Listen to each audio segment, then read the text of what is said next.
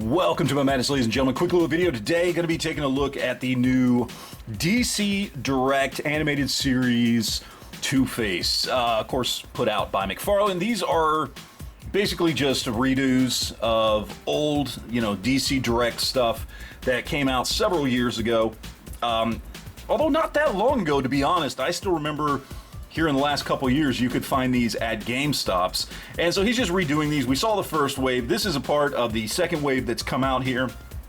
Animated style figures, very, DC Universe classic style articulation with single jointed elbows and knees, any kind of two-piece hips. They do lack bicep swivel and thigh swivel, but kind of a meld between some of those older styles. I do like these figures a lot, and also I like the animated series a lot. I, like many of you guys out there, grew up on it. So while I didn't like the first wave, mostly just because of the cell shading, I thought the cell shading on that first wave was awful, and I didn't want to buy any of those figures. This second wave that's come out looks a lot better because it doesn't have that crap on it. So I wanted to pick these guys up. I do want to show you the accessories that it comes with first. So you do get a briefcase with 2 extra sets of hands, you get a gas mask, and you get a stopwatch. Now, the stopwatch thing, I don't get that very much, to be honest with you. Like, why didn't we get a coin instead of a stopwatch? But we got a stopwatch, but there you go, whatever. You also get what I think is really nice, which is this right here. You get this nice kind of photograph of Two-Face, kind of an animation cell, if you will. And it actually has a little piece on the back. You can pull this tab out here and have it setting down behind the figure. It comes with some information about this reproduction and everything on it. Looks really, really nice. I like it. I am definitely going to display that somewhere.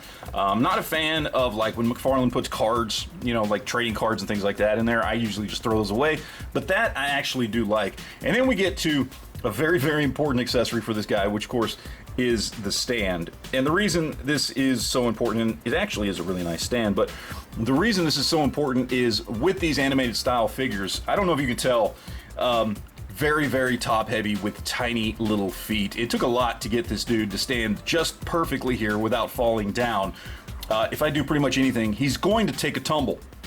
So for display purposes, I would say on these top heavy figures like that, this display stand is going to be very, very necessary. And it is nice. You've got the little base plate there. It says Batman, or the New Adventures of Batman. This is adjustable, so you can move it up where you want it as far as height wise. And then you actually have a little spring-loaded clip there that you can put around, whatever, if you want to put it around his waist, his leg, whatever you want, depending on what kind of position you're going to get him into.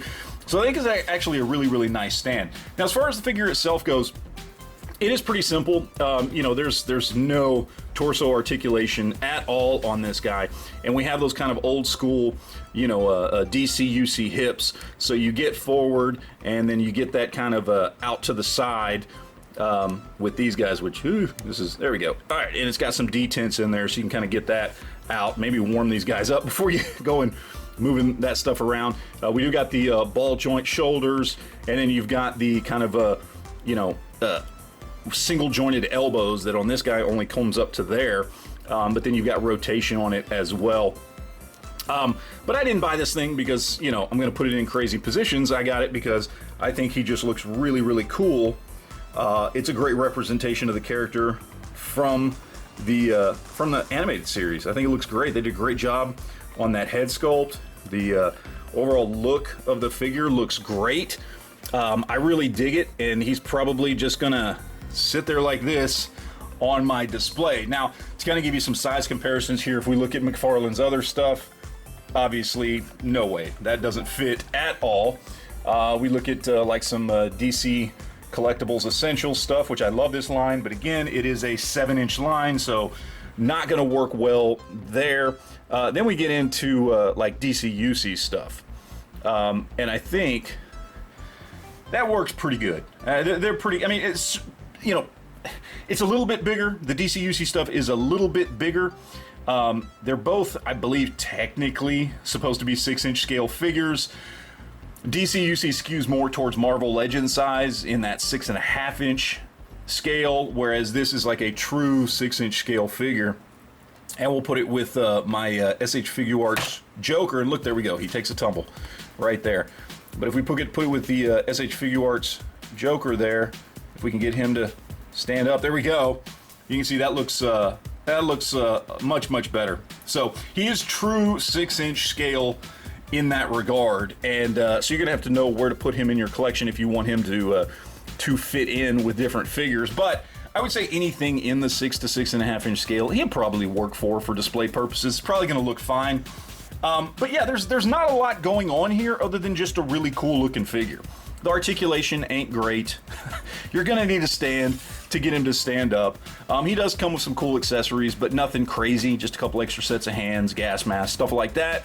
So this isn't like some, oh, you absolutely have to run out and get it. This is if you are a fan of the animated style and or the animated series, and if you are, then I do think it is a must-have because it is a great figure. But again, it is a reproduction of one we've gotten before, so if you already have the previous one, there really is no need to get the new one.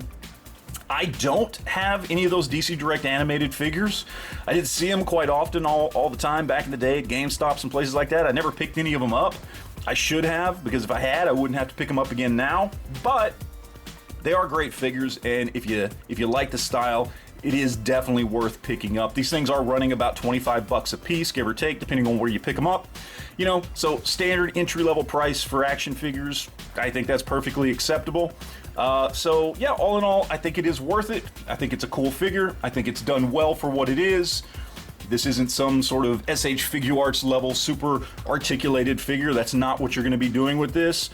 This is going to be for pretty standard display purposes, and I think for that purpose, it looks pretty cool. So yeah, pretty much I like it. I think it's worth it. If you're a fan, go get it, and I think you'll be happy. So that is it, guys. Thank you for watching, and always remember to enjoy your collection.